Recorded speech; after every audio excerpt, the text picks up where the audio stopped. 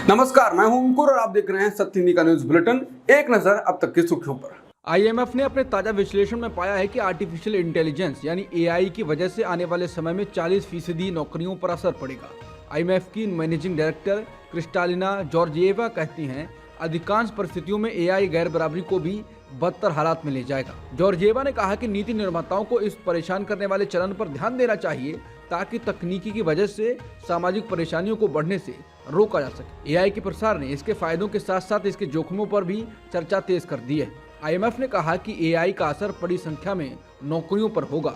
विकसित अर्थव्यवस्थाओं में 60% नौकरियां इससे प्रभावित होंगी, जबकि इससे आधे मामलों में कर्मचारी उत्पादकता को बढ़ाने में एआई से फायदा पा सकते हैं। बहुत से मामलों में एआई के पास वो अहम काम करने की क्षमता होगी जो मौजूदा समय में इंसान कर रहे हैं। इससे श्रमिकों की मांग कम होगी और नतीजतन दिहाड़ी पर असर होगा या उनकी नौकरी ही चली जाएगी। इस बीच आईएमएफ ने पूर्वानुमान पेश किया है कि कम आय वाले देशों में तकनीकी की वजह से केवल 26% नौकरियों पर ही असर होगा। मालदीव के साथ चल रहे विवाद और भारत की विदेश नीति पर उठते सवालों के बीच पहली बार विदेश मंत्री एस जयशंकर का बयान आया है। उन्होंने हाल ही में मालदीव के साथ चल रहे राजनयिक विवाद पर कहा है कि इसकी गारंटी नहीं दी जा सकती है कि हर देश हर समय भारत का समर्थन करेगा या उससे सहमत ही होगा। जयशंकर ने ये जवाब नागपुर में एक टाउन हॉल मीटिंग में मालदीव के साथ हालिया मतभेद के बारे में पूछे जाने पर दिया। जयशंकर ने कहा, राजनीति तो राजनीति है। उन्होंने आगे कहा, हम जो करने की कोशिश कर रहे हैं और पिछले 10 वर्षों में बहुत सफलता मिली है वो है बहुत मजबूत संबंध बनाना।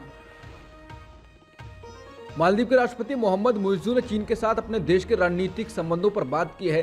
उन्होंने कहा है कि दोनों देश एक दूसरे का सम्मान करते हैं और चीन पूरी तरह से मालदीव की संप्रभुता का समर्थन करता है। मुइज्जू का यह बयान ऐसे समय में आया है जब मालदीव और भारत के बीच द्विपक्षीय संबंधों में लगातार तनाव की स्थिति देखी जा रही है। समाचार एजेंसी पीटीआई के अनुसार चीन के दौरे के बाद शनिवार को मालदीव लौटे मुइज्जू ने ये रेखांकित किया कि साल 1972 में राजनयिक संबंध के स्थापित होने के बाद से ही चीन ने हमेशा मालदीव के विकास में मदद की है। बता दें, मुइज्जू को चीन समर्थक माना जाता है। मुइज्जू के चीन दौरे से लौटते ही मालदीव ने भारत को 15 मार्च तक अपने सैनिकों को वापस बुलाने की डेडलाइन दे दी है। वापसी के बाद मुइज्जू ने यह भी कहा कि चीन का बेल्ट एंड रोड इनिशिएटिव दोनों देशों के संबंधों को नए स्तर पर ले गया है। भारत और मालदीव के बीच तनाव चल रहा है। इस बीच बीजेपी के वरिष्ठ नेता रहे सुब्रमण्यम स्वामी ने मालदीव सरकार की ओर से भारतीय सेना को वापस बुलाने पर पीएम मोदी पर निशाना साधा है। उन्होंने कहा है, मालदीव के राष्ट्रपति मुइज्जू ने चीन की यात्रा के बाद घोषणा की है कि पीएम मोदी को यह सुनिश्चित करना होगा कि भारतीय सेना 15 मार्च तक द्वीप छोड़ दे या नतीजे भुगतने के लिए तैयार रहे। स्वामी ने कहा कि क्या मालदीव द्वारा भारत माता के चेहरे पर कीचड़ उछालने पर मोदी अपनी दुम दबाएंगे या राजीव गांधी की तरह भारत की सेना, वायुसेना और नौसेना को भेजेंगे और मुइज्जू की जगह लेंगे। पीलीभीत से भाजपा सांसद वरुण गांधी ने फिर सरकार को निशाने पर लिया है और कहा कि आम आदमी परेशान है। शनिवार को बिलसंडा ब्लॉक में बोलते हुए वरुण गांधी ने कहा कि जब आम आदमी बैंक में लोन लेने जाता है तो अधिकतर अधिकारी लोन का एक हिस्सा रिश्वत के रूप में मांगते हैं, उसके बाद ही लोन की स्वीकृति देते हैं। यही कारण है कि आम आदमी परेशान है, उसकी कहीं कोई सुनवाई नहीं हो रही। उन्होंने कहा कि वो जनता की आवाज उठाएंगे, इसलिए राजनीति में आए हैं। उन्होंने कहा कि जब आम आदमी पुलिस के पास जाता है तो वो भयभीत होता है कि उसकी सुनवाई नहीं होगी। सुनवाई तब होती है जब पूरी तरह से झुककर पेश आए। उन्होंने कहा कि आम इंसान इस समय मुसीबत की मार झेल रहा है और उसके ऊपर भ्रष्टाचार की मार पड़ती है तो जीवन असहनीय हो जाता है। सांसद ने कहा कि मैं आपकी आवाज़ बनने के लिए राजनीति में आया हूँ। मेरी राजनीति न्याय की रक्षा के लिए है। बता दें, इससे पहले भी वरुण गांधी सरकार की नीतियों और काम करने के तरीके पर हमला बोलते रहे हैं। बिहार के डिप्टी सीएम तेजस्वी यादव ने कहा है कि राष्ट्रीय जनता दल सुप्रीमो लालू यादव और बिहार के मुख्यमंत्री नीतीश कुमार के एक साथ आने से बीजेपी परेशान हो गई है। तेजस्वी यादव ने कहा कि जब से महागठबंधन बना है तब से भाजपा घबराई हुई है, जब से लालू जी और मुख्यमंत्री नीतीश जी एक साथ आए हैं। उन्होंने कहा, जिस हिसाब से नौकरियां दी जा रही हैं, जिस हिसाब से आरक्षण बढ़ाया गया है, जाति आधारित गणना की गई है, इससे बीजेपी में थोड़ा डर तो है। लंबे दौर की बातचीत के बाद कांग्रेस और आप ने चंडीगढ़ में मेयर चुनाव मिलकर लड़ने का फैसला किया है। दोनों दलों में समझौते के तहत आम आदमी पार्टी के हिस्से में चंडीगढ़ मेयर प्रत्याशी की सीट आई है। वरिष्ठ कांग्रेस नेता पवन बंसल ने सोमवार को घोषणा की कि कांग्रेस वरिष्ठ उप महापौर और उप महापौर पदों के लिए अपने उम्मीदवार खड़े करेगी और आप मेयर पद के लिए चुनाव लड़ेगी।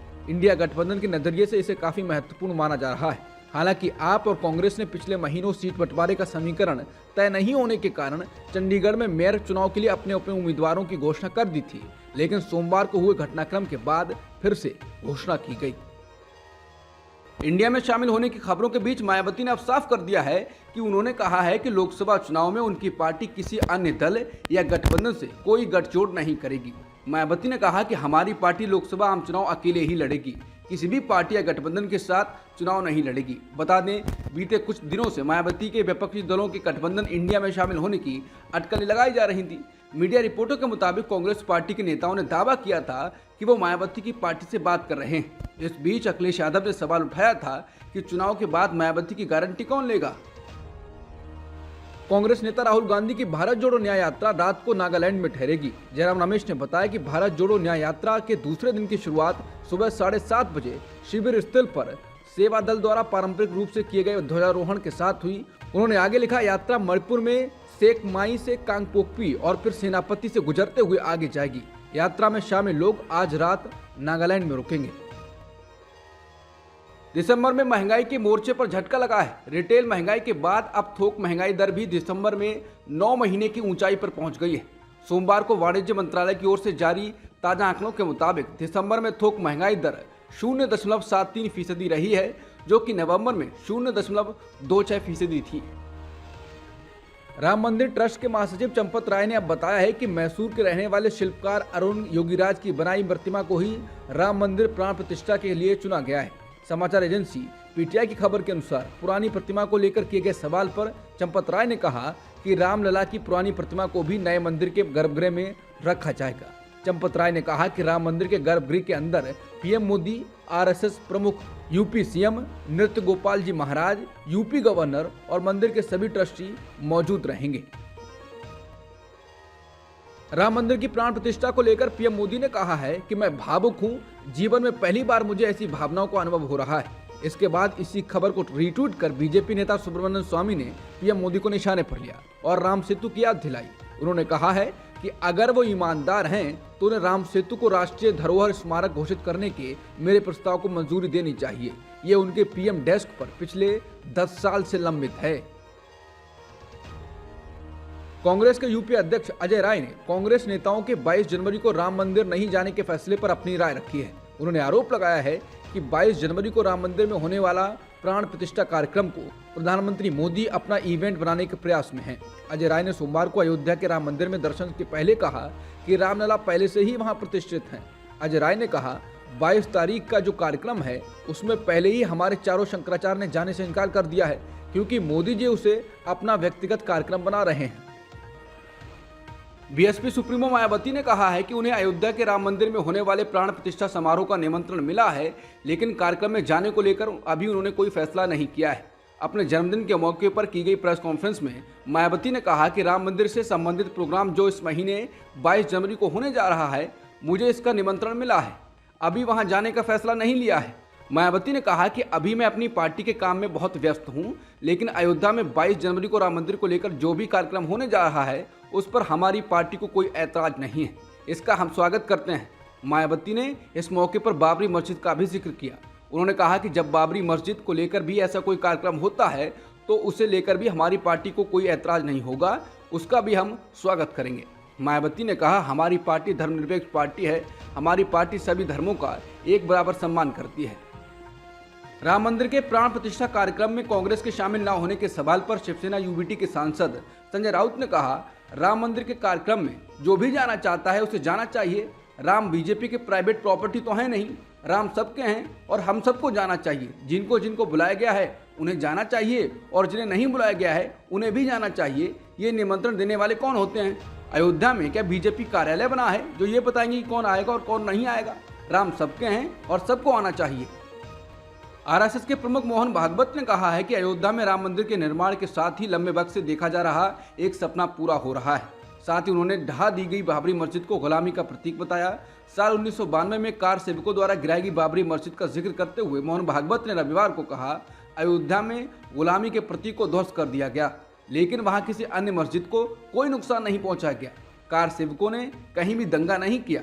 भागवत ने कहा, मंदिर बनना खुशी की बात है, लेकिन अभी भी बहुत काम करना बाकी है और ये ध्यान रखना होगा कि जिस संघर्ष की बदौलत ये सपना पूरा हो रहा है वो आगे भी जारी रहे ताकि मंजिल हासिल हो सके। उन्होंने कहा कि वक्त के साथ कई सारी संस्कृतियां खत्म हो गईं, लेकिन कई सारे उतार चढ़ाव के बावजूद हिंदू संस्कृति बनी रही। उन्होंने कहा कि विश्वगुरु बनने के लिए पूरे देश को एक साथ आना होगा। उत्तराखंड ज्योतिष मठ पीठ के शंकराचार्य अभिमुक्तेश्वरानंद ने क्यों कहा कि अयोध्या राम मंदिर अधूरा है और इसलिए वो उद्घाटन कार्यक्रम में शामिल नहीं हो पाएंगे। शंकराचार्य ने कहा, क्योंकि ये धार्मिक ग्रंथों के खिलाफ होगा। मंदिर भगवान का शरीर है, मंदिर का शिखर भगवान की आंखों का प्रतिनिधित्व करता है और कलश सिर का प्रतिनिधित्व करता है। शंकराचार्य ने कहा कि मंदिर पर लगा झंडा भगवान का बाल है।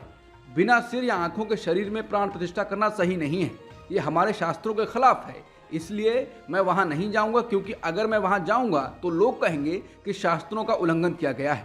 शंकराचार्य ने कहा, इसलिए हमने जिम्मेदार लोगों के साथ, विशेष रूप से अयोध्या ट्रस्ट के सदस्यों के साथ ये मुद्दा उठाया है कि मंदिर के पूर्ण निर्माण के बाद उत्सव मनाया जाना चाहिए। चर्चा चल रही है। इंडिगो की उड़ान में पायलट को कथित तौर पर थप्पड़ मारने वाले शख्स को दिल्ली पुलिस ने गिरफ्तार कर लिया है। बता दें, रविवार से इंडिगो की उड़ान में पायलट से एक यात्री के मारपीट करने का वीडियो सोशल मीडिया पर वायरल हुआ था। वीडियो में दिखा कि पायलट जब उड़ान में देरी की घोषणा कर रहे होते हैं तभी एक शख्स उनकी ओर आता है और उन्हें थप्पड़ मार देता है। समाचार एजेंसी पीटीआई ने दिल्ली पुलिस के हवाले से शख्स की गिरफ्तारी की जानकारी दी है। पीटीआई के अनुसार उस शख्स का नाम साहिल कटारिया है। ये फ्लाइट 10 घंटे से भी अधिक देरी के बाद शाम 6 बजे उड़ी। केंद्रीय नागरिक उड्डयन मंत्री ज्योतिरादित्य सिंधिया ने इस मामले के सामने आने के बाद कहा कि यात्रियों का बेलगाम बर्ताव करना अस्वीकार्य है और इस पर सख्त कानूनी कार्रवाई होगी।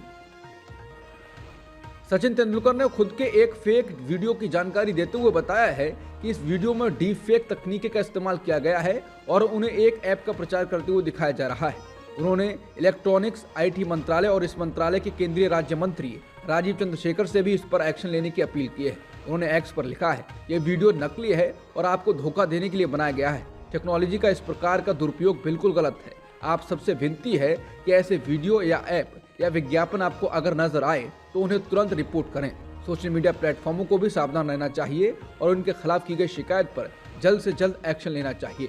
उनकी भूमिका इस बारे में बहुत जरूरी है ताकि गलत सूचना और खबरों को रोका जा सके और डीप फेक का दुरुपयोग खत्म हो। अब तक की सुर्खियों में इतना ही। बाकी खबरों के लिए बने रहिए सत्यहिंदी.com के साथ।